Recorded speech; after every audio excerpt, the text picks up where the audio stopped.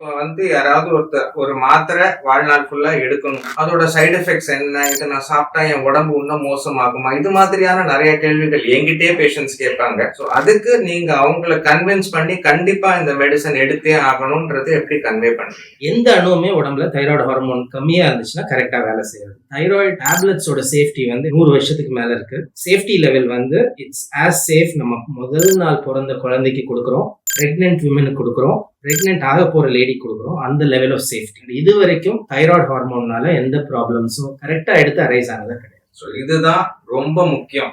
So thyroid tablet நீங்க ரொம்ப நாள் எடுக்கிறீங்க, அதனால ஏதாவது ப்ராப்ளம் வருமா அப்படின்னு யோசிச்சு நிறைய பேர் நிறுத்துறவங்க இருக்காங்க. ஸோ கண்டிப்பா நீங்க தைராய்டு டேப்லெட்ஸ் ஆரம்பிச்சிட்டீங்கன்னா அதை நிறுத்தவே கூடாது, கண்டினியூ பண்ணியே ஆகணும். நீங்க கன்சல்ட் பண்ணணும். இது மாதிரி எண்டோக்ரைனாலஜிஸ்ட் தைராய்டு ப்ராப்ளம் இருக்கும்போது அண்ட் ரெகுலரா மெடிசன்ஸ் எடுத்துக்கிட்டே இருந்தீங்கன்னா உங்களுக்கு எந்த விதமான ப்ராப்ளமும் வராது. And the tablet is very safe. So life long நீங்க எடுக்கணும் அவசியம் ஏற்பட்டுச்சுன்னா எடுத்துதான் ஆகணும், நிறுத்தக்கூடாது. This is the take home message as far as thyroid is concerned.